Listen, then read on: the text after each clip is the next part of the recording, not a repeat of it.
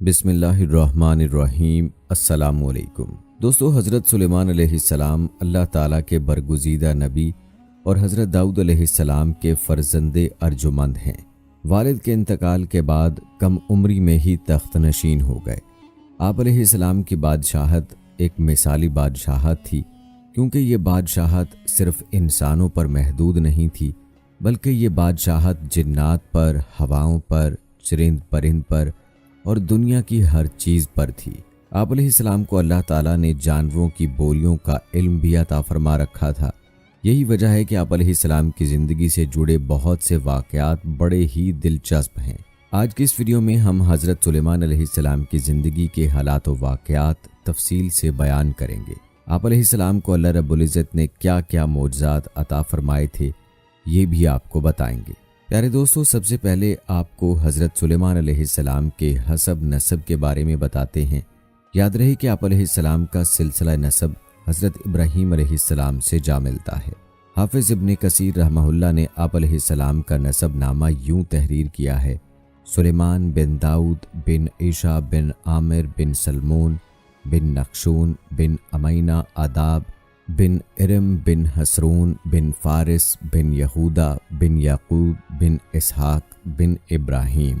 और दोस्तों, जहाँ तक बात है आप अलैहिस्सलाम की वालिदा की, तो इनसे मुतल्लिक बहुत कम मालूमात दस्तयाब हैं, और जो हैं वो भी मुस्तनद नहीं। अलबत्ता इब्ने माजा में एक हदीस है, रसूलुल्लाह सल्लल्लाहु अलैहि वसल्लम ने फरमाया, सुलेमान बिन दाऊद की वालिदा ने एक दफ़ा नसीहत फरमाई, बेटा रात भर सोते ही ना रहा करो, इसलिए कि रात के अक्सर हिस्से को नींद में गुजारना इंसान को क़यामत के दिन अमाल खैर से मोहताज बना देता है।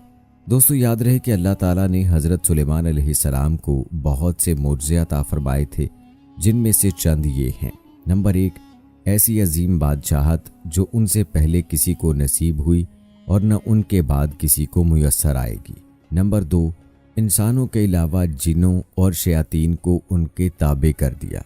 नंबर 3, हर तरह के जानवरों को न सिर्फ आप अलैहिस्सलाम का फरमाबरदार किया, बल्कि उनकी बोलियां समझने और बोलने की सलाहियत भी अता फरमाई। नंबर 4, हवा को मुसख्खर कर दिया कि आप अलैहिस्सलाम 1 माह की मुसाफत सुबह शाम में तय कर लिया करते थे। नंबर 5, उनके लिए पिघले हुए तांबे का चश्मा जारी कर दिया। और दोस्तों, आपको ये भी बताते चलें कि कुरान मजीद की 7 सूरतों में 16 मकामात पर हज़रत सुलेमान अलैहिस्सलाम का तज़किरा आया है। सूरह बकरा, सूरह निसा, सूरह अल-इनाम और सूरह सबा में 1-1 बार, सूरह स्वाद में 2 जगह, सूरह अनबिया में 3 बार, जबकि सूरह नमल में 7 मकामात पर आप अलैहिस्सलाम का जिक्र हुआ है। रिवायात में आप अलैहिस्सलाम के बचपन से जुड़ा एक अजीब वाक़या मिलता है। हज़रत सुलेमान अलैहिस्सलाम को अल्लाह ताला ने इल्म व हिकमत, फ़हम व फ़रासत, फ़तानत व ज़हानत और बेपनाह क़ुव्वत फ़ैसला से नवाजा था। एक मरतबा हज़रत दाऊद अलैहिस्सलाम के दरबार में 2 अफराद एक मुकदमा लेकर हाज़िर हुए। उनमें एक बकरी वाला और दूसरा किसान था। किसान ने दावा किया कि इस शख्स की बकरियों ने मेरे खेत में घुसकर उसे तबाह बर्बाद कर डाला। हज़रत दाऊद अलैहिस्सलाम ने अपने इल्म व तजर्बे के पेशे नज़र फ़ैसला दिया कि खेती का नुकसान बकरियों के रेवड़ की कीमत के बराबर है, लिहाजा बकरियों का पूरा रेवड़ बतौर तावान मुद्दई को दे दिया जाए। फरीकैन अदालत से बाहर निकले तो दरवाजे पर नौउम्र हज़रत सुलेमान अलैहिस्सलाम से मुलाकात हो गई। उन्होंने मुकदमे के बारे में दरियाफ्त किया और फ़ैसला सुनकर दोनों को लेकर वालिद मोहतरम की खिदमत में हाजिर हुए और गुजारिश की, अगर इजाज़त हो तो इस फ़ैसले से मुतल्लिक अपनी राय पेश करूँ। इजाज़त मिलने पर हज़रत सुलेमान अलैहिस्सलाम बोले, आप अलैहिस्सलाम बकरियां तो खेत वाले को दे दें ताकि वो उनसे फ़ायदा उठाता रहे, और खेत की ज़मीन बकरियों वाले के स्पुर्द कर दें कि वो उसमें काश्त करके खेत को उस हालत में ले आए जैसा बकरियों के चरने से पहले था। फिर खेत वापस किसान को दे दें और बकरियां बकरी वाले को। हज़रत दाऊद अलैहिस्सलाम को ये फ़ैसला बहुत पसंद आया और इसी का तज़किरा कुरान करीम में यूं हुआ है, और दाऊद अलैहिस्सलाम और सुलेमान अलैहिस्सलाम को याद कीजिए जबकि वो खेत के मामले में फ़ैसला कर रहे थे कि कुछ लोगों की बकरियां रात को चर गई थीं और हम उनके फ़ैसले में मौजूद थे اور ہم نے اس کا صحیح فیصلہ سلیمان کو سمجھا دیا۔ دوستو یاد رہے کہ حضرت سلیمان علیہ السلام نے اللہ تعالیٰ سے اپنی بادشاہت کے لیے دعا مانگی تھی، جیسا کہ قرآن مجید میں آپ علیہ السلام کی دعا موجود ہے کہ حضرت سلیمان علیہ السلام نے یوں دعا مانگی: اے میرے پروردگار، میری مغفرت فرما اور مجھے ایسی بادشاہت عطا کر جو میرے بعد کسی کو بھی میسر نہ ہو، بے شک تو بڑا عطا فرمانے والا ہے۔ حضرت سلیمان علیہ السلام کی یہ دعا اللہ کے دین کے غلبے ہی کے لیے تھی، چنانچہ اللہ عز و جل نے دعا قبول فرمائی اور انہیں عظیم الشان حکومت عطا فرمائی۔ آپ ہفتے اقلیم کے بادشاہ تھے، دنیا کی ہر شے آپ علیہ السلام کی ماتی اور فرما بردار تھی۔ ہوا کو حکم دیتے تو وہ مہینوں کا سفر گھنٹوں میں طے کر دیتی، چرند پرند ہر حکم کی تابعداری کے لیے حاضر ہوتے، سرکش جنات ہر وقت ہاتھ باندھے احکامات کی بجا آوری کے لیے تیار رہتے اور شیاطین زنجیروں میں جکڑے رہتے، جیسا کہ سورہ انبیاء میں ارشاد ہے: اور ہم نے تیز ہوا سلیمان کے تابع کر دی جو ان کے حکم سے اس ملک میں چلتی تھی جس میں ہم نے برکت دی تھی، یعنی ملک شام، اور ہم ہر چیز سے باخبر ہیں۔ حضرت حسن بصری رحمہ اللہ فرماتے ہیں کہ ہوا کے مسخر کرنے کا واقعہ حضرت سلیمان علیہ السلام کے ساتھ اس وقت پیش آیا جب آپ علیہ السلام اپنے لشکری گھوڑوں کے معائنے میں مصروف تھے۔ اس اثناء میں آپ علیہ السلام کی عصر کی نماز فوت ہو گئی۔ چونکہ اس غفلت کا سبب گھوڑے بنے تھے، لہٰذا انہوں نے اپنے ان خوبصورت اور بیش بہا گھوڑوں کو ذبح کر دیا۔ حضرت سلیمان علیہ السلام نے جب اپنی سواری کے جانور قربان کر دیے تو اللہ تعالیٰ نے انہیں اس سے بہتر سواری عطا فرما دی اور ہوا کو مسخر کر دیا۔ دوستو حضرت سلیمان علیہ السلام کے ان گھوڑوں کا واقعہ قرآن کریم کی سورہ صاد کی آیات نمبر 31، 32 اور 33 میں یوں موجود ہے۔ ارشاد باری تعالیٰ ہے: اور ہم نے سلیمان کے لیے ہوا کو مسخر کر دیا کہ صبح کی منزل مہینے بھر کی ہوتی تھی اور شام کی منزل بھی۔ سورہ سبا کی آیت نمبر 12 میں ارشاد ہے، یعنی حضرت سلیمان علیہ السلام مائے آیان سلطنت اور لشکر تخت پر بیٹھ جاتے اور جدھر آپ علیہ السلام کا حکم ہوتا ہوائیں اسے اتنی رفتار سے لے جاتی کہ ایک مہینے جتنی مسافت صبح سے دوپہر تک کی ایک منزل میں طے ہو جاتی، اور پھر اسی طرح ایک مہینے کی مسافت دوپہر سے رات تک میں، یعنی اس طرح ایک دن میں 2 مہینوں کی مسافت طے ہوتی۔ ابن ابی حاتم نے حضرت سعید بن جبیر رضی اللہ تعالی عنہ سے نقل کیا ہے کہ تخت سلیمانی پر 6 لاکھ کرسیاں رکھی جاتی تھیں، جن پر حضرت سلیمان علیہ السلام کے ساتھ اہل ایمان انسان اور ان کے پیچھے اہل ایمان جنات بیٹھتے۔ پھر پرندوں کو حکم ہوتا کہ وہ تخت پر سایہ کر لیں تاکہ آفتاب کی تپش سے تکلیف نہ ہو۔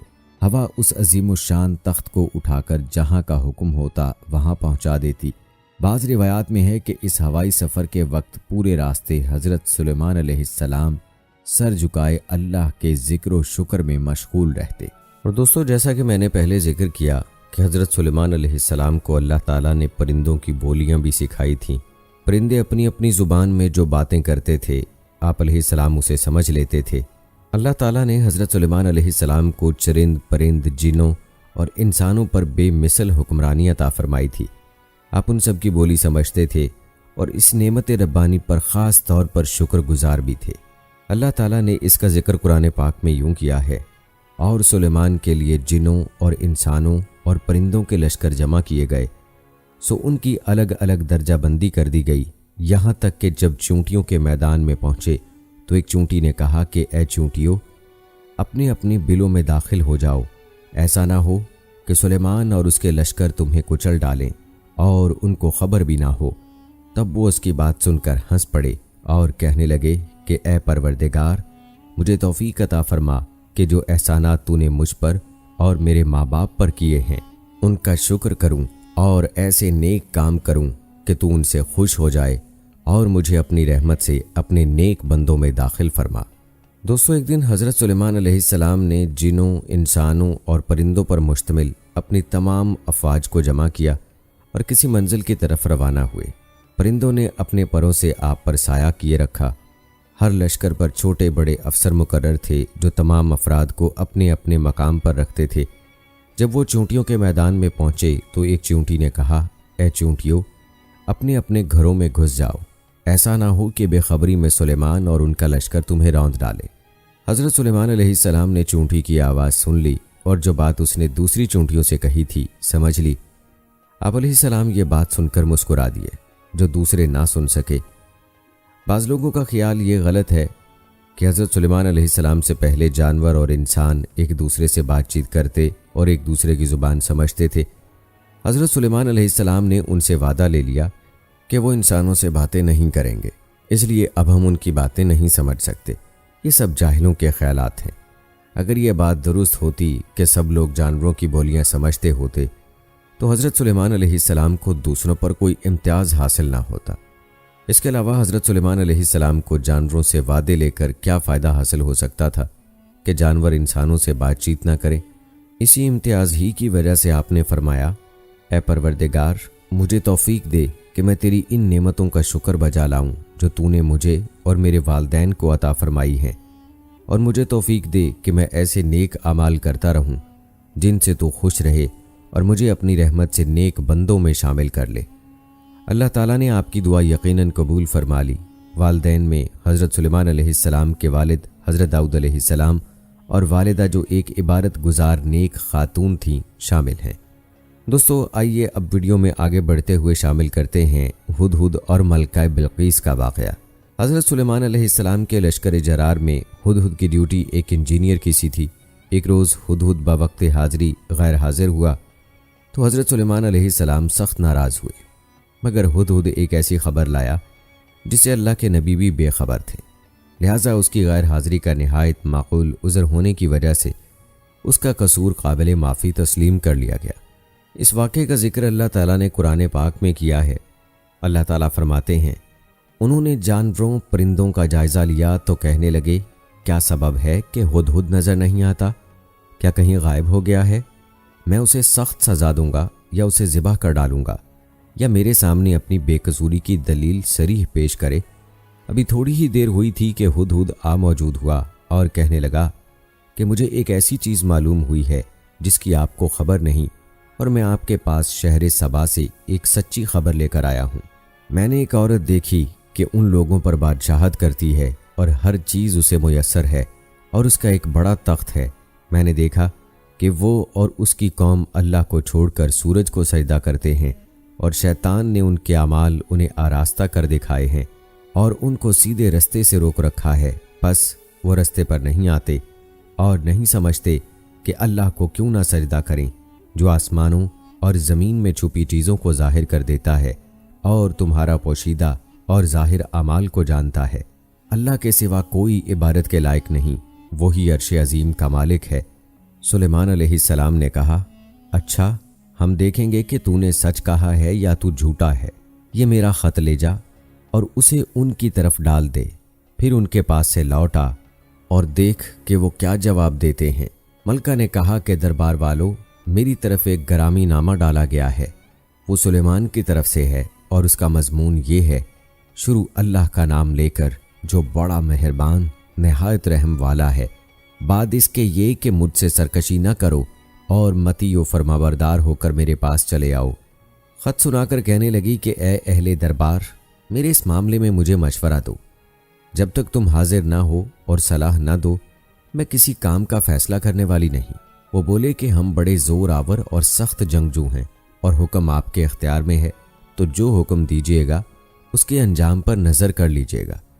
اس نے کہا کہ بادشاہ جب کسی شہر میں داخل ہوتے ہیں تو اس کو تباہ کر دیتے ہیں اور وہاں کے عزت والوں کو ذلیل کر دیتے ہیں، اور اسی طرح یہ بھی کریں گے، اور میں ان کی طرف کچھ تحفہ بھیجتی ہوں اور دیکھتی ہوں کہ قاصد کیا جواب لاتے ہیں۔ جب وہ قاصد سلیمان علیہ السلام کے پاس پہنچا تو سلیمان علیہ السلام نے کہا، کیا تم مجھے مال سے مدد دینا چاہتے ہو؟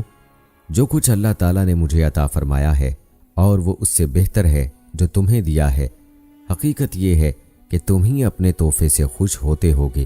اس کے پاس واپس جاؤ، ہم ان پر ایسے لشکر سے حملہ کریں گے جس کے مقابلے کی ان کو طاقت نہ ہوگی، اور ان کو وہاں سے بے عزت کر کے نکال دیں گے اور وہ ذلیل ہوں گے۔ ان آیات میں اللہ تعالیٰ نے حضرت سلیمان علیہ السلام اور ہدہد کا واقعہ بیان کیا ہے۔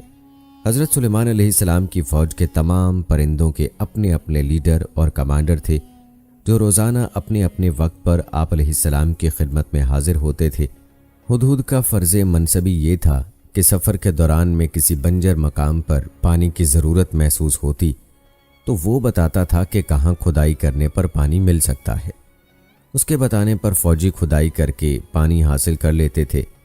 ایک دن حضرت سلیمان علیہ السلام نے ہدہد کو حاضر ہونے کا حکم دیا تو معلوم ہوا کہ وہ اپنے مقام پر موجود نہیں۔ آپ علیہ السلام نے فرمایا، کیا بات ہے، میں ہدہد کو نہیں دیکھتا؟ یا وہ واقعی غیر حاضر ہے؟ یقیناً میں اسے سخت سزا دوں گا، یا اسے ذبح کر ڈالوں گا، یا وہ میرے سامنے کوئی صریح دلیل بیان کرے۔ حضرت سلیمان علیہ السلام نے ہدہد کی بلا اطلاع غیر حاضری پر ناراضی کا اظہار فرماتے ہوئے اسے سخت سزا دینے یا ذبح کر دینے کا فیصلہ سنا دیا، اور کہا کہ اگر وہ اپنی غیر حاضری کا معقول عذر پیش کرے تو اس کی سزا ختم بھی کی جا سکتی ہے۔ تاہم ہدہد جلد ہی حضرت سلیمان علیہ السلام کے دربار میں حاضر ہو گیا اور عرض کی، میں ایک ایسی چیز کی خبر لایا ہوں جس کا آپ کو علم نہیں۔ میں سبا کی ایک سچی خبر آپ کے پاس لایا ہوں۔ میں نے دیکھا کہ ان پر بادشاہت ایک عورت کر رہی ہے جسے ہر چیز سے کچھ نہ کچھ دیا گیا ہے، اور اس کا ایک عظمت والا تخت بھی ہے۔ ہدہد نے حضرت سلیمان علیہ السلام کو ملکہ سبا کی سلطنت کے بارے میں بتایا۔ یہ سلطنت یمن میں تھی۔ حضرت سلیمان علیہ السلام کے زمانے میں اس کی حکمران شاہی خاندان کی ایک عورت تھی، کیونکہ سابق بادشاہ کا کوئی بیٹا نہیں تھا جو بادشاہ بن سکتا۔ حضرت ابو ہریرہ رضی اللہ تعالی عنہ سے روایت ہے کہ جب نبی کریم صلی اللہ علیہ وآلہ وسلم کو ایران کی حکومت پر ایک عورت کے فائز ہونے کی خبر ملی تو آپ نے فرمایا، وہ قوم کبھی فلاح نہیں پائے گی جس نے عورت کو حکمران بنا لیا ہے۔ اللہ تعالیٰ کا ارشاد ہے، جسے ہر چیز سے کچھ نہ کچھ دیا گیا ہے اسے ہر وہ چیز ملی ہے جو بادشاہوں کے پاس ہوا کرتی ہے، اور اس کا تخت بھی بڑی عظمت والا ہے۔ اس کے تخت میں طرح طرح کے ہیرے جواہرات اور موتی لگے ہوئے تھے، اور وہ سونے سے مزین تھا۔ پھر ہدہد نے بتایا کہ وہ اللہ کے ساتھ کفر کرنے والے لوگ ہیں، اللہ کو چھوڑ کر سورج کو پوجتے ہیں۔ شیطان نے انہیں اس اللہ سے دور کر دیا ہے جو آسمانوں اور زمین میں سے چھپی ہوئی اشیاء نکالتا ہے، اور وہ حسی اور معنوی تمام ظاہری اور پوشیدہ اشیاء سے خوب واقف ہے۔ اس کے سوا کوئی معبود برحق نہیں، وہی عظمت والے عرش کا مالک ہے، یعنی اس کا تخت اتنا بڑا ہے کہ مخلوقات میں سے کوئی چیز اس سے بڑی نہیں۔ اس وقت حضرت سلیمان علیہ السلام نے خط بھیجا جس میں اللہ تعالیٰ اور اس کے رسول صلی اللہ علیہ وآلہ وسلم کی اطاعت کی دعوت دی گئی تھی، اور آپ علیہ السلام کی اطاعت قبول کرنے کا حکم تھا۔ اس لیے فرمایا، تم میرے سامنے سرکشی نہ کرو بلکہ میرے حکم کی تعمیل کرو اور مسلمان بن کر میرے پاس آ جاؤ۔ جب ہدہد نے حضرت سلیمان علیہ السلام کا خط بلقیس کو پہنچایا، اس نے پڑھا اور وزیروں مشیروں کو طلب کر لیا تاکہ اس خط کے بارے میں مشورہ کرے۔ اس نے انہیں صورتحال کی خبر دیتے ہوئے کہا، میری طرف ایک گرامی نامہ ڈالا گیا ہے۔ پھر خط بھیجنے والے کا پتہ بتایا، وہ سلیمان کی طرف سے ہے۔ پھر خط کا مضمون پڑھ کر سنایا، وہ بخشش کرنے والے مہربان اللہ کے نام سے شروع ہے، یہ کہ تم میرے سامنے سرکشی نہ کرو اور مسلمان بن کر میرے پاس آ جاؤ۔ پھر ان سے مشورہ طلب کرتے ہوئے بولی، اے میرے سردارو، تم میرے اس معاملے میں مشورہ دو۔ میں کسی امر کا قطعی فیصلہ نہیں کیا کرتی جب تک تمہاری موجودگی اور رائے نہ ہو۔ انہوں نے کہا، اگر آپ کو جنگ کرنے کے لیے فوج کی ضرورت ہے تو ہم یہ فریضہ انجام دینے کے لیے پوری طرح تیار ہیں، تاہم آخری فیصلہ آپ ہی کا ہوگا۔ آپ خود ہی سوچ لیجئے کہ ہمیں آپ کیا حکم فرمائیں گی۔ تاہم اس کی رائے سرداروں کی رائے سے بہتر تھی اور وہ عقل میں ان سے برتر تھی۔ اسے معلوم ہو گیا کہ اس انداز سے خط بھیجنے والے کا مقابلہ کرنا یا اسے دھوکہ دینا ممکن نہیں۔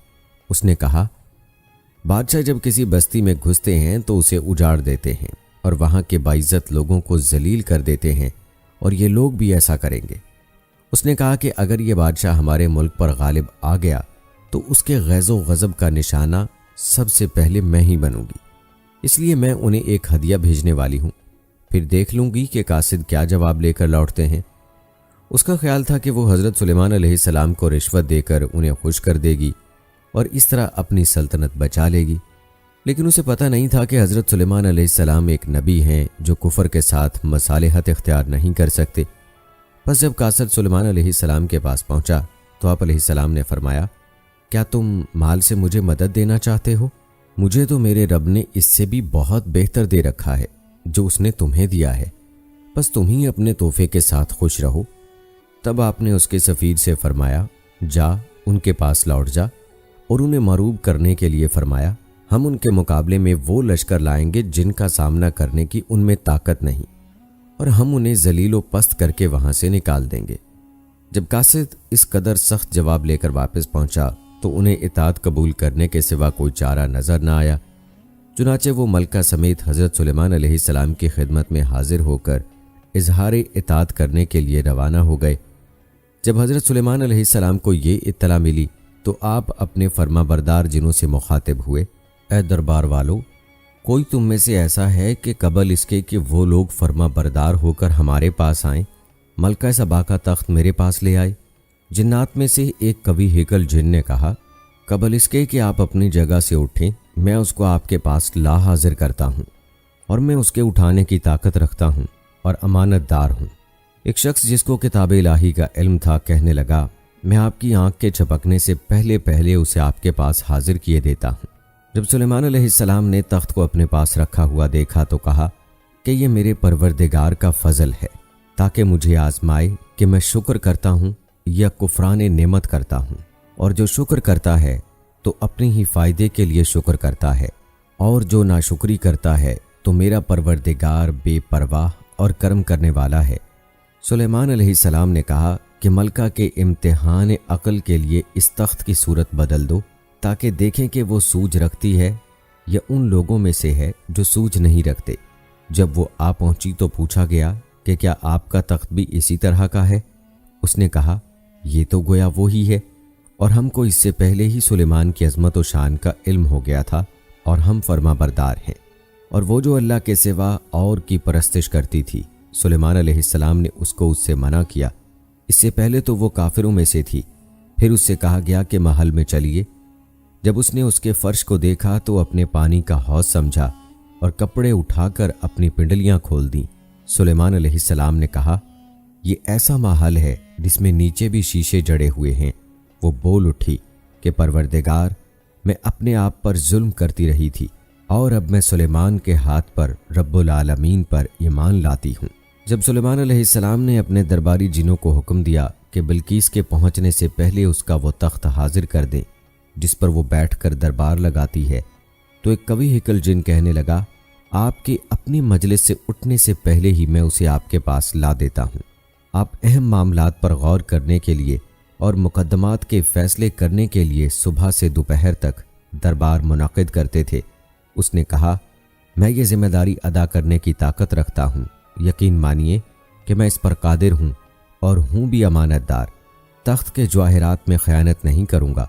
دربار میں موجود ایک مومن جن نے عرض کی، میں آپ کے پلک جھپکنے سے پہلے ہی اسے آپ کے پاس پہنچا سکتا ہوں۔ اور واقعی بلقیس کا تخت تھوڑی دیر میں یمن سے بیت المقدس پہنچ گیا۔ جب آپ نے اسے اپنے پاس موجود پایا تو فرمانے لگے، یہ میرے رب کا فضل ہے تاکہ وہ مجھے آزمائے کہ میں شکر گزاری کرتا ہوں یا ناشکری۔ شکر گزار اپنے ہی نفع کے لیے شکر گزاری کرتا ہے، اور جو ناشکری کرے تو میرا پروردگار بے پرواہ اور بزرگ ہے۔ اسے نہ شکر کرنے والوں کی شکر کی ضرورت ہے، نہ کافروں کی ناشکری سے اس کا کچھ بگڑتا ہے۔ حضرت سلیمان علیہ السلام نے حکم دیا کہ تخت کی آرائش میں تبدیلی کر دی جائے تاکہ بلقیس کی عقل و فہم کا اندازہ ہو سکے۔ حکم دیا کہ اس تخت میں کچھ تبدیلی کر دو تاکہ ہمیں معلوم ہو جائے کہ یہ راہ پا لیتی ہے یا ان میں سے ہوتی ہے جو راہ نہیں پاتے۔ جب وہ آ گئی تو اس سے کہا گیا، کیا تیرا تخت بھی ایسا ہی ہے؟ اس نے جواب دیا، گویا یہ وہی ہے۔ ملکہ بلقیس کے خیال میں یہ تخت اس کا نہیں ہو سکتا تھا، کیونکہ وہ تو اسے یمن میں چھوڑ آئی تھی اور پھر اس کی سجاوٹ میں تبدیلی بھی کر دی گئی تھی۔ وہ نہیں سمجھتی تھی کہ کوئی اور بھی ایسی عجیب و غریب کاریگری اور ہنرمندی کا مظاہرہ کر سکتا ہے۔ اللہ تعالیٰ نے سلیمان علیہ السلام اور ان کی قوم کی بات نقل فرمائی، ہمیں اس سے پہلے علم دیا گیا تھا اور ہم مسلمان تھے۔ اس کے بعد فرمایا، اے سلیمان، اس سے روک دیا جو وہ اللہ کے سوا سورج کی پوجا کرتی تھی، یقیناً وہ کافر لوگوں میں سے تھی۔ یعنی ملکہ اور اس کی قوم بلا دلیل صرف آباء و اجداد کی تقلید کرتے ہوئے آفتاب پرستی میں مبتلا تھے، اس لیے حضرت سلیمان علیہ السلام نے اسے اس کام سے منع کر دیا۔ حضرت سلیمان علیہ السلام نے شفاف شیشے کا ایک محل تعمیر کروایا تھا۔ اس کے نیچے پانی بہتا تھا اور پانی پر شیشے کی چھت تھی۔ اس پانی میں مچھلیاں اور دوسرے آبی جانور رکھے گئے تھے۔ جب ملکہ بلقیس وہاں پہنچی تو اس سے کہا گیا، محل میں تشریف لے چلیے جہاں حضرت سلیمان علیہ السلام تخت پر رونق افروز تھے۔ اسے دیکھ کر وہ سمجھی کہ یہ حوض ہے۔ اس نے اپنی پنڈلیاں کھول دیں، فرمایا، یہ تو شیشے سے منڈھی ہوئی عمارت ہے۔ کہنے لگی، میرے پروردگار، میں نے اپنی جان پر ظلم کیا، اب میں سلیمان کے ساتھ اللہ رب العالمین کی فرما بردار بنتی ہوں۔ اور آئیے دوستو، اب تذکرہ کرتے ہیں حضرت سلیمان علیہ السلام کے اللہ کے ہاں مقام و مرتبے کا اور کیسے انہوں نے بیت المقدس کی تعمیر کی۔ اللہ تعالیٰ نے قرآن پاک کی سورہ اسقاد میں فرمایا، اور ہم نے داؤد کو سلیمان عطا کیے، بہت خوب بندے تھے اور وہ اللہ کی طرف رجوع کرنے والے تھے۔ جب ان کے سامنے شام کو خاصے کے گھوڑے پیش کیے گئے تو کہنے لگے کہ میں نے اپنے پروردگار کی یاد سے غافل ہو کر مال کی محبت اختیار کی، یہاں تک کہ آفتاب پردے میں چھپ گیا۔ بولے کہ ان کو میرے پاس واپس لے آؤ۔ پھر ان کی ٹانگوں اور گردنوں پر ہاتھ پھیرنے لگے، اور ہم نے سلیمان کی آزمائش کی اور ان کے تخت پر ایک دھڑ ڈال دیا۔ پھر انہوں نے اللہ کی طرف رجوع کیا اور دعا کی کہ اے پروردگار، مجھے معاف فرما اور مجھے کوئی ایسی بادشاہی عطا فرما کہ میرے بعد کسی کے لائق نہ ہو، بے شک تو بڑا عطا فرمانے والا ہے۔ پھر ہم نے ہوا کو ان کے زیر فرمان کر دیا کہ جہاں وہ پہنچنا چاہتے ان کے حکم سے نرم نرم چلنے لگتی، اور دیووں اور جنات کو بھی ان کے زیر فرمان کر دیا۔ وہ سب عمارتیں بنانے والے اور غوطہ مارنے والے تھے، اور اوروں کو بھی جو زنجیروں میں جکڑے ہوئے تھے۔ ہم نے کہا، یہ ہماری بخشش ہے، چاہو تو احسان کرو یا چاہو تو رکھ چھوڑو، تم سے کچھ محاسبہ نہیں، اور بے شک ان کے لیے ہمارے ہاں قرب اور عمدہ مقام ہے۔ دوستو، ایک شام حضرت سلیمان علیہ السلام کی خدمت میں عمدہ نسل کے گھوڑے پیش کیے گئے۔ آپ ان کے معائنے میں اس قدر مشغول ہوئے کہ عصر کی نماز کا وقت گزر گیا، تاہم آپ نے نماز قصداً قضا نہیں کی تھی۔ یہ بھی ممکن ہے کہ آپ کی شریعت میں ایسے عذر کی وجہ سے نماز میں تاخیر جائز ہو۔ بعض علماء نے آیت کی تشریح اس طرح کی ہے کہ آپ نے گھوڑے دوڑائے، جب نظروں سے اوجھل ہو گئے تو فرمایا، انہیں واپس لاؤ۔ پھر آپ ان کی پنڈلیوں اور گردنوں پر شفقت سے ہاتھ پھیرنے لگے۔ اس کا ذکر اللہ تعالیٰ نے قرآن پاک میں ان الفاظ میں کیا ہے، اور ہم نے سلیمان کی آزمائش کی اور ان کے تخت پر ایک جسم ڈال دیا، پھر انہوں نے رجوع کیا۔ مفسرین نے اس مقام پر بہت سی حکایات بیان کی ہیں جو زیادہ تر اہل کتاب سے ماخوذ ہیں۔ ان کا خلاصہ جیسے کہ ابن جریر رحمۃ اللہ علیہ نے بیان کیا ہے، کچھ یوں ہے کہ حضرت سلیمان علیہ السلام اپنے تخت سے 40 دن غائب رہے، پھر واپس آئے تو بیت المقدس کی تعمیر کا حکم دیا۔ آپ نے اس کی عمارت بہت مضبوط بنوائی۔ صحیح بات یہ ہے کہ بیت المقدس کو حضرت یعقوب علیہ السلام نے تعمیر کروایا تھا، البتہ حضرت سلیمان علیہ السلام نے اسے دوبارہ تعمیر فرمایا۔ حضرت ابوذر رضی اللہ تعالی عنہ سے روایت ہے، انہوں نے فرمایا، میں نے کہا، اللہ کے رسول، سب سے پہلے کون سی مسجد بنی؟ آپ صلی اللہ علیہ وآلہ وسلم نے فرمایا، مسجد حرام۔ میں نے کہا، اس کے بعد؟ فرمایا، بیت المقدس کی مسجد۔ میں نے کہا، ان دونوں کے درمیان کتنی مدت ہے؟ فرمایا، 40 سال۔ یہ بات وضاحت کی محتاج نہیں کہ حضرت ابراہیم علیہ السلام اور سلیمان علیہ السلام کے درمیان 40 سال کا نہیں بلکہ ہزاروں سال سے زیادہ مدت کا وقفہ ہے۔ اور آپ نے جو دعا کی تھی کہ مجھ جیسی حکومت کسی اور کو نہ ملے، وہ بیت المقدس کی تعمیر کے بعد کی ہے۔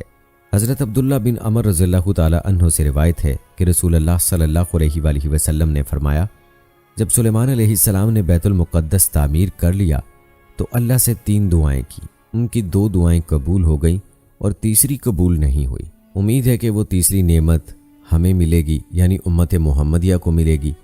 آپ نے اللہ سے دعا کی تھی کہ آپ کے فیصلے حق پر مبنی اور اللہ کے فیصلوں کے مطابق ہوں۔ اللہ نے یہ چیز دے دی۔ آپ نے دعا کی آپ کو ایسی حکومت ملے جو کسی اور کے لائق نہ ہو۔ اللہ نے یہ چیز بھی عطا فرمائی۔ آپ نے دعا کی کہ جو شخص گھر سے صرف اس مسجد میں نماز کے ارادے سے روانہ ہو، وہ گناہوں سے اس طرح پاک ہو جائے جس طرح اپنی ماں سے پیدا ہوتے وقت گناہوں سے پاک تھا۔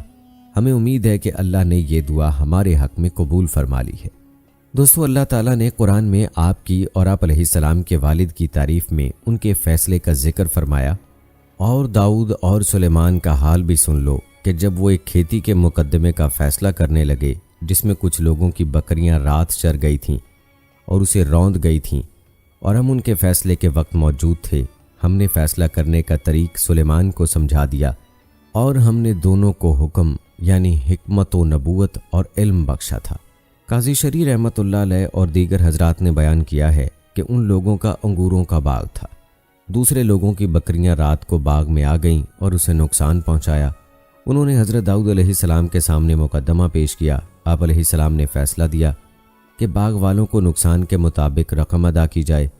فریقین وہاں سے نکلے تو حضرت سلیمان علیہ السلام سے ملاقات ہو گئی۔ انہوں نے کہا، اللہ کے نبی داؤد نے تمہارا کیا فیصلہ کیا ہے؟ انہوں نے بتایا۔ آپ علیہ السلام نے فرمایا، اگر میں ہوتا تو یہ فیصلہ کرتا کہ بکریاں باغ والوں کے حوالے کی جائیں، وہ ان کے دودھ وغیرہ سے فائدہ اٹھائیں، اور بکریوں والے باغ کو درست کر کے ویسا ہی کر دیں جیسا وہ پہلے تھا، تب اپنی بکریاں واپس لے لیں۔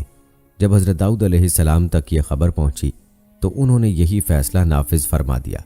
اسی طرح کا ایک واقعہ صحیحین میں حضرت ابو ہریرہ رضی اللہ تعالی عنہ سے مروی ہے کہ رسول اللہ صلی اللہ علیہ وآلہ وسلم نے فرمایا، 2 عورتوں کے پاس ایک ایک بچہ تھا۔ بھیڑیے نے حملہ کیا اور ایک عورت کا بچہ لے گیا۔ بڑی نے کہا وہ تیرا بچہ لے گیا ہے، چھوٹی نے کہا وہ تیرا بچہ لے گیا ہے۔ انہوں نے حضرت داؤد علیہ السلام کی خدمت میں مقدمہ پیش کیا تو آپ علیہ السلام نے بڑی کے حق میں فیصلہ دے دیا۔ باہر نکلیں تو حضرت سلیمان علیہ السلام سے ملاقات ہو گئی۔ حضرت سلیمان علیہ السلام نے فرمایا، چھری لاؤ، میں اس بچے کو چیر کر دونوں کو آدھا آدھا بچہ دے دوں گا۔ چھوٹی نے کہا، ایسا نہ کریں، اللہ تعالیٰ آپ پر رحم فرمائے، یہ بچہ بڑی کا ہی ہے۔ سو آپ نے بچے کا فیصلہ چھوٹی کے حق میں کر دیا۔ ممکن ہے ان کی شریعت میں دونوں حضرات کے کیے ہوئے فیصلوں کی گنجائش ہو، لیکن حضرت سلیمان علیہ السلام کا فیصلہ راجح تھا، اس لیے اللہ تعالیٰ نے آپ کی سمجھداری کی تعریف فرمائی اور فرمایا، اور ہم نے دونوں کو حکم یعنی حکمت و نبوت اور علم بخشا تھا، اور ہم نے پہاڑوں کو داؤد کے لیے مسخر کر دیا تھا کہ ان کے ساتھ تسبیح کرتے تھے، اور پرندوں کو بھی مسخر کر دیا، اور ہم ہی ایسا کرنے والے تھے، اور ہم نے تمہارے لیے ان کو ایک طرح کا لباس بنانا بھی سکھا دیا تاکہ تم کو لڑائی کے ضرر سے بچائے، بس تم کو شکر گزار ہونا چاہیے۔ دوستو، اگر بات کی جائے حضرت سلیمان علیہ السلام کی ہوا پر حکمرانی اور جنات پر حکمرانی کی، تو اس کا ذکر اللہ تعالیٰ نے سورہ انبیاء کی آیت نمبر 81 اور 82 میں ان الفاظ میں کیا ہے، اور ہم نے تیز ہوا سلیمان کے تابع فرمان کر دی تھی جو ان کے حکم سے اس ملک یعنی شام میں چلتی تھی جس میں ہم نے برکت دی تھی، اور ہم ہر چیز سے خبردار ہیں، اور جنات کے جماعت کو بھی ان کے تابع کر دیا تھا کہ ان میں سے بعض ان کے لیے غوطے مارتے تھے اور اس کے سوا اور کام بھی کرتے تھے، اور ہم ان کے نگہبان تھے۔ اسی طرح سورہ صاد میں بھی اللہ تعالیٰ نے فرمایا، پس ہم نے ہوا کو ان کے ماتحت کر دیا، وہ آپ کے حکم سے جہاں آپ چاہتے نرمی سے پہنچا دیا کرتی تھی۔ ہر عمارت بنانے والے اور غوطہ خور جن کو بھی آپ علیہ السلام کے ماتحت کر دیا، اور دوسرے جنات کو بھی جو زنجیروں میں جکڑے رہتے۔ یہ ہے ہمارا عطیہ، اب تو احسان کر یا روک رکھ، کچھ محاسبہ نہیں۔ ان کے لیے ہمارے پاس بڑا تقرب اور بہت اچھا ٹھکانہ ہے۔ جب آپ علیہ السلام نے اللہ کی رضا کے لیے گھوڑے چھوڑ دیے تو اللہ تعالیٰ نے ان کے عوض آپ کو ہوا کی سواری عنایت فرمائی، جو زیادہ تیز رفتار، زیادہ قوت والی اور زیادہ عظیم تھی، اور اس کو سنبھالنے اور دیکھ بھال کرنے کی مشقت اٹھانے کی بھی ضرورت نہیں تھی۔ وہ آپ کے حکم سے جہاں آپ چاہتے نرمی سے پہنچا دیا کرتی تھی۔ سلیمان علیہ السلام کے پاس ایک قالین تھا جس میں لکڑیاں لگی ہوئی تھیں۔ آپ اس پر حسب ضرورت مکانات، خیمے، گھوڑے، اونٹ، ساز و سامان اور جن و انس وغیرہ رکھ لیتے، اور دشمنوں کے خلاف جہاد وغیرہ میں آپ اس ہوا کے ذریعے سے سفر کرتے تھے۔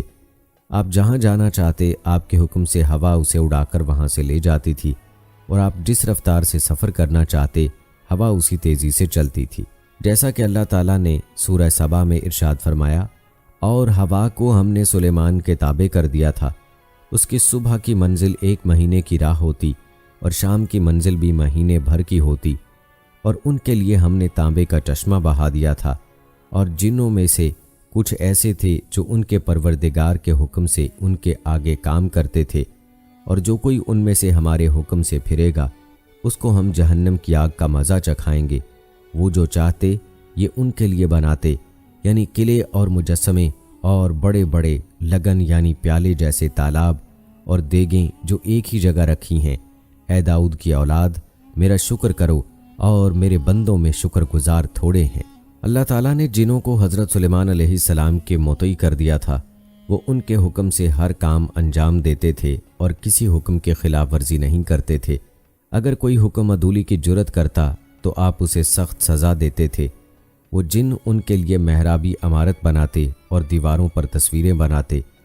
یہ کام حضرت سلیمان علیہ السلام کی شریعت میں جائز تھا، اور بڑے بڑے حوض بناتے اور بڑی بڑی دیگیں بناتے جو ایک ہی جگہ پڑی رہیں۔ ان میں کھانا پکا کر غریب انسانوں کو اور بعض جانوروں کو کھلایا جاتا تھا۔ اسی لیے اللہ تعالیٰ نے فرمایا، اے آل داؤد شکر کے طور پر نیک عمل کرو، میرے بندوں میں شکر گزار بندے کم ہی ہوتے ہیں۔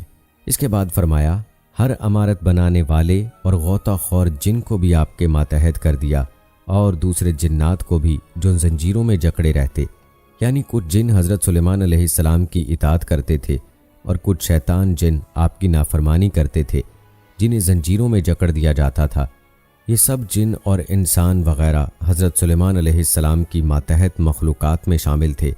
یہ آپ کی اس دعا کی قبولیت کے مظاہر تھے جو آپ نے اس طرح فرمائی تھی، یا رب مجھے ایسا ملک عطا فرما جو میرے سوا کسی شخص کے لائق نہ ہو۔ حضرت ابو ہریرہ رضی اللہ تعالی عنہ سے روایت ہے کہ رسول اللہ صلی اللہ علیہ وآلہ وسلم نے فرمایا، آج رات ایک شریر جن میرے سامنے آ گیا تاکہ میری نماز خراب کرے۔ میں نے اس پر اللہ کی توفیق سے قابو پا لیا۔ میرا جی چاہا کہ اسے مسجد کے کسی ستون سے باندھ دوں تاکہ تم سب اسے دیکھو۔ پھر مجھے اپنے بھائی حضرت سلیمان علیہ السلام کی وہ دعا یاد آ گئی کہ انہوں نے فرمایا تھا، اے میرے رب مجھے بخش دے اور مجھے ایسا ملک اور ایسی حکومت عطا فرما جو میرے سوا کسی کے لائق نہ ہو۔ تب میں نے اسے ذلیل کر کے چھوڑ دیا۔ حضرت ابو درداء رضی اللہ تعالی عنہ سے روایت ہے، انہوں نے فرمایا، نبی صلی اللہ علیہ وآلہ وسلم نماز پڑھانے کے لیے کھڑے ہوئے تو ہم نے آپ کو نماز کے دوران میں یہ فرماتے سنا، میں تجھ سے اللہ کی پناہ میں آتا ہوں، میں تجھ پر اللہ کی لعنت بھیجتا ہوں۔ 3 بار فرمایا اور آپ نے اپنا ہاتھ آگے بڑھایا گویا کسی چیز کو پکڑنا چاہتے ہیں۔ جب نماز سے فارغ ہوئے تو ہم نے عرض کی، اللہ کے رسول صلی اللہ علیہ وآلہ وسلم، ہم نے آج آپ کو نماز میں وہ بات کہتے سنا ہے جو بات کہتے پہلے کبھی نہیں سنا، اور ہم نے آپ کو ہاتھ بڑھاتے دیکھا ہے، اس کی کیا وجہ ہے؟ نبی کریم صلی اللہ علیہ وآلہ وسلم نے فرمایا، اللہ کا دشمن ابلیس آگ کا شعلہ لے کر آیا تھا کہ میرے چہرے پر پھینک دے۔ تب میں نے 3 بار کہا، میں تجھ سے اللہ کی پناہ میں آتا ہوں۔ پھر میں نے کہا، میں تجھ پر اللہ کی ساری لعنت بھیجتا ہوں۔ 3 بار کہنے پر بھی وہ پیچھے نہ ہٹا۔ میں نے چاہا کہ اسے پکڑ لوں۔ اگر حضرت سلیمان علیہ السلام نے وہ دعا نہ کی ہوتی تو وہ صبح کو بندھا ہوا ملتا، مدینے والوں کے بچے اس سے کھیلتے۔ حضرت ابو ہریرہ رضی اللہ تعالی عنہ سے روایت ہے کہ نبی کریم صلی اللہ علیہ وآلہ وسلم نے فرمایا، حضرت سلیمان علیہ السلام نے فرمایا، میں آج 70 خواتین کے پاس جاؤں گا، ہر ایک سے ایک شاہ سوار پیدا ہوگا جو اللہ کی راہ میں جہاد کرے گا۔ آپ علیہ السلام کے ساتھی نے کہا، انشاءاللہ کہیے۔ آپ نے کہا، چنانچہ ان میں سے صرف ایک خاتون کے ہاں بچہ پیدا ہوا، اس کا بھی جسم آدھا تھا۔ نبی کریم صلی اللہ علیہ وآلہ وسلم نے فرمایا، اگر آپ انشاءاللہ کہتے تھے تو آپ کی خواہش پوری ہوتی اور بچے پیدا ہو کر جوان ہوتے اور وہ اللہ کی راہ میں جہاد کرتے۔ ایک روایت میں ہے کہ رسول اللہ صلی اللہ علیہ وآلہ وسلم نے فرمایا، سلیمان بن داؤد علیہ السلام نے فرمایا، آج رات میں 100 عورتوں کے پاس جاؤں گا، ہر ایک سے ایک لڑکا پیدا ہوگا جو اللہ کی راہ میں جہاد کرے گا۔ آپ کو انشاءاللہ کہنا یاد نہ رہا۔ آپ ان سب کے پاس گئے، ان میں سے کسی کے ہاں بچہ پیدا نہ ہوا، صرف ایک خاتون سے آدھا بچہ پیدا ہوا۔ نبی کریم صلی اللہ علیہ وآلہ وسلم نے فرمایا، اگر آپ انشاءاللہ کہہ دیتے تو آپ کی خواہش پوری ہو جاتی۔ حضرت سلیمان علیہ السلام کو ایک عظیم سلطنت ملی تھی۔ آپ کا حکم صرف انسانوں پر نہیں بلکہ جنوں، جانوروں اور پرندوں پر بھی چلتا تھا۔ آپ کو ہر چیز حاصل تھی، اس لیے آپ نے فرمایا تھا، اے میرے رب مجھے بخش دے اور مجھے ایسا ملک عطا فرما جو میرے سوا کسی کے لائق نہ ہو۔ چنانچہ آپ کی دعا قبول ہوئی۔ اللہ تعالیٰ نے آپ کو اجازت دی کہ جسے چاہیں جتنا چاہیں عطا فرمائیں۔ آپ کا اس بارے میں کوئی محاسبہ نہیں ہوگا۔ یہ ایک بادشاہ نبی کی شان ہے۔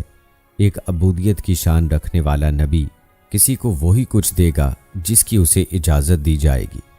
ہمارے نبی حضرت محمد صلی اللہ علیہ وآلہ وسلم کو اختیار دیا گیا کہ آپ چاہیں تو شاہانہ شان و شوکت والے نبی بن جائیں اور چاہیں تو ابد کی شان رکھنے والے نبی بن جائیں۔ ایک روایت میں ہے کہ نبی کریم صلی اللہ علیہ وآلہ وسلم نے حضرت جبرائیل علیہ السلام سے مشورہ طلب کیا تو انہوں نے اشارہ فرمایا کہ تواضع اختیار فرمائیے، تو آپ نے بندگی کا مقام رکھنے والا نبی بننا پسند فرمایا۔ اللہ تعالیٰ نے آپ کی امت میں قیامت تک کے لیے خلافت اور حکومت مقرر فرما دی۔ اللہ تعالیٰ نے حضرت سلیمان علیہ السلام کو دنیا میں تمام نعمتیں عطا فرمائیں، اس کے علاوہ آپ کو آخرت میں بھی عظیم ثواب، بلند ترین مقام اور عزت و شرف سے سرفراز فرمایا۔ جیسے کہ اللہ تعالیٰ کا ارشاد ہے، ان کے لیے ہمارے پاس بڑا تقرب ہے اور بہت اچھا ٹھکانہ ہے۔ سورہ سبا میں اللہ تعالیٰ نے فرمایا، پھر جب ہم نے ان کے لیے موت کا حکم صادر کر دیا تو کسی چیز سے ان کا مرنا معلوم نہ ہوا مگر گھن کے کیڑے سے جو ان کا عصا کھاتا رہا۔ جب عصا گر پڑا تب جنوں کو معلوم ہوا اور کہنے لگے کہ اگر وہ غیب جانتے ہوتے تو ذلت کی تکلیف میں نہ رہتے۔ حضرت ابن عباس رضی اللہ تعالیٰ عنہ فرماتے ہیں، حضرت سلیمان علیہ السلام کی وفات کے بعد گھن کا کیڑا 1 سال تک ان کے عصے کو کھاتا رہا، تب آپ کا جسم مبارک گرا۔ امام ابن جریر رحمۃ اللہ علیہ فرماتے ہیں کہ آپ علیہ السلام کی عمر 50 سال سے کچھ زیادہ تھی۔ آپ علیہ السلام کی وفات کے بعد آپ کا بیٹا رجام بادشاہ ہوا، اس نے 70 سال حکومت کی۔ اس کے بعد بنی اسرائیل کی سلطنت کے ٹکڑے ٹکڑے ہو گئے۔ دوستو، اگر بات کی جائے کہ اللہ تعالیٰ کے تمام انبیاء کرام علیہ السلام کے قصوں میں ہمارے لیے عبرتیں، حکمتیں اور نتائج ہیں، تو حضرت سلیمان علیہ السلام کے قصے سے نظام شورا کی ضرورت و اہمیت اور افادیت و فضیلت ثابت ہوتی ہے۔ حکام بالا کا اہل علم اور اہل دانش سے امور مملکت کے متعلق مشورہ ہمیشہ مملکت اور عوام کے لیے نفع مند ثابت ہوتا ہے، کیونکہ فرد واحد کی رائے اور عقل و دانش سے اہل خرد کے مجموعے کی رائے اور عقل و دانش بہتر ہوتی ہے۔ لیکن اگر حکام مجلس شورا کے مشورے سے اعتراض کرتے ہوئے فیصلہ کریں تو اس کے نقصانات اور مفاسد کے شواہد سے تاریخ انسانی بھری پڑی ہے۔ ملکہ بلقیس کو حضرت سلیمان علیہ السلام کا دھمکی آمیز خط موصول ہوا تو اس نے اکیلے ہی اس کے بارے میں فیصلہ نہیں کر لیا، بلکہ اپنے امراء اور وزراء کو جمع کر کے ان سے مشورہ طلب کیا۔ سورہ نمل میں اللہ تعالیٰ نے فرمایا، اے میرے سردارو، تم میرے اس معاملے میں مجھے مشورہ دو، میں کسی امر کا قطعی فیصلہ جب تک تمہاری موجودگی اور رائے نہ ہو نہیں کیا کرتی۔ اس طرح ملکہ نے ان سے مشورے کے بعد اپنے اور اپنے عوام کی بہتری اور فلاح والا فیصلہ کیا۔ اس سے یہ بھی سبق ملتا ہے کہ سربراہ کے لیے ضروری نہیں کہ وہ شورا ہی کی رائے کے مطابق فیصلہ کرے، بلکہ مشورے کے بعد جو صورت اسے بہتر نظر آئے وہ اس کا فیصلہ کر سکتا ہے۔ مشورہ اور رائے دہی کا یہ مفید نظام ہزاروں سال پر محیط ہر حکومت کے دستور و قانون کا اہم اور لازمی حصہ رہا ہے، البتہ مختلف ادوار میں اس کے مختلف انداز رہے ہیں۔ شورا کی اس افادیت کے پیش نظر اللہ تعالیٰ نے اپنے نبی حضرت محمد صلی اللہ علیہ وآلہ وسلم کو بھی اس کا حکم دیا۔ اللہ تعالیٰ نے سورہ آل عمران میں فرمایا، اور کام کا مشورہ ان سے کیا کریں۔ امام شوکانی رحمۃ اللہ علیہ شورا کے عمل کی تفصیل بیان کرتے ہوئے امام ابن خزید منداد سے نقل کرتے ہیں کہ حکمرانوں کے لیے ضروری ہے کہ وہ علماء کرام سے ایسے امور میں مشورہ کریں جو انہیں معلوم نہ ہوں یا جن کے بارے میں انہیں اشکال ہو، فوجی سربراہوں سے، جنگی امور، عوامی نمائندوں سے عوام کی فلاح و بہبود، اور ماتحت وزراء و رؤساء سے ان کے علاقوں کے متعلق مشورہ کریں۔ حضرت سلیمان علیہ السلام کے قصے سے ہمیں یہ سبق ملتا ہے کہ ایمان، عقیدہ، دین اور اسلام انمول ہیں، ان کے بدلے میں دنیا جہان کی ساری دولت و عمارت ہیچ ہے۔ حضرت سلیمان علیہ السلام نے ملکہ بلقیس کو سورج کی پوجا ترک کر کے مالک حقیقی کی عبادت کی دعوت دی اور اسے مومن بن جانے کا حکم نامہ ارسال کیا۔ بصورت دیگر جنگ کی سخت وارننگ بھی دی۔ ملکہ نے آپ کو دنیاوی بادشاہ سمجھ کر تحفے تحائف دے کر وفد رسال کیا تو آپ نے انہیں جواب دیا، کیا تم مال سے مجھے مدد دینا چاہتے ہو؟ مجھے تو میرے رب نے اس سے بہت بہتر دے رکھا ہے جو اس نے تمہیں دیا ہے، لہٰذا تم ہی اپنے تحفے سے خوش رہو۔ یعنی تم ان ہیرے جواہرات سے میرے خزانوں میں کیا اضافہ کر سکتے ہو، جبکہ مجھے اللہ تعالیٰ نے ان کے علاوہ ان سے بہتر نعمتوں سے نوازا ہے، لہٰذا تم ہی انہی دنیاوی تحائف سے خوش رہو۔ اس طرح آپ نے تا قیامت آنے والے اہل ایمان حکمرانوں کو یہ سبق دیا کہ وہ دین کی نشر و اشاعت اور اس کی سربلندی کے بدلے بڑے سے بڑے دنیاوی لالچ کو بھی ٹھکرا دیں اور ایمان و عقیدے کی دعوت کو دنیا میں غالب کر کے دم لیں۔ آپ کے اسوہ حسنہ میں موجودہ دور کے مسلم حکمرانوں کے لیے درس عبرت ہے، جو چند ٹکوں کی خاطر ایمان اور اہل ایمان کے خلاف حنود و یقود کے دست و بازو بنے ہوئے ہیں۔ اس میں ان مادہ پرست لالچی اور ہوس کے مارے حکمرانوں کے لیے بھی درس ہے، جو چند روزہ عیش و عشرت کی خاطر ایمان اور عقیدے کو بیچ دیتے ہیں اور کفار کے ساتھ یارانے مضبوط کرنے کے لیے اہل ایمان کے خلاف دن رات سازشوں میں مصروف رہتے ہیں۔ حضرت سلیمان علیہ السلام کے واقعے سے اہل علم کو تواضع اور انکسار کا سبق ملتا ہے۔ علماء کرام کو یہ درس ملتا ہے کہ انہیں اپنے علم پر غرور و تکبر میں مبتلا نہیں ہونا چاہیے، نیز علم کے موتی جہاں اور جس سے ملے حاصل کر لینے چاہیے، اس میں مقام و مرتبے کو رکاوٹ نہیں بننا چاہیے۔ اور دوستو، حضرت سلیمان علیہ السلام کے قصے سے اللہ تعالیٰ کا شکر کرنے کا درس ملتا ہے۔ شکر نئی نعمتوں کے حصول اور پرانی نعمتوں کی بقا اور دوام کے حصول کا ذریعہ ہے۔ حضرت سلیمان علیہ السلام نے اللہ تعالیٰ کی نعمتوں پر اور جو اللہ تعالیٰ نے انہیں بادشاہت اور حکمرانی عطا کی تھی، ہر حال میں اللہ تعالیٰ کا شکر ادا کیا۔ ملکہ بلقیس کے محل سے اس کا تخت پلک چھپکنے سے پہلے لاموجود کرنے والے افراد آپ کے پیروکار تھے۔ جب آپ نے اس کمال درجے کی تیزی سے تخت اپنے پاس دیکھا تو فوراً اس نعمت پر اللہ کا شکر بجا لائے، فرمانے لگے یہی میرے رب کا فضل ہے تاکہ وہ مجھے آزمائے کہ میں شکر گزاری کرتا ہوں یا ناشکری۔ شکر گزار اپنے ہی نفع کے لیے شکر گزاری کرتا ہے، اور جو ناشکری کرے تو میرا پروردگار بے پرواہ اور بزرگ ہے۔ ہمیں بھی اللہ تعالیٰ کی لاتعداد نعمتوں پر ہر وقت شکر گزار رہنا چاہیے تاکہ مزید رحمت الہی کا حصول ہو، نزول ہو۔ پیارے دوستو، یہ تھی ہماری آج کی ویڈیو حضرت سلیمان علیہ السلام کی زندگی کے حالات و واقعات پر۔ پھر حاضر ہوں گے ایک نئی ویڈیو کے ساتھ۔ مجھے اگلی ویڈیو تک اجازت دیں۔ فی امان اللہ۔ نحن نحارب لكي نجلب النصر للحق والدين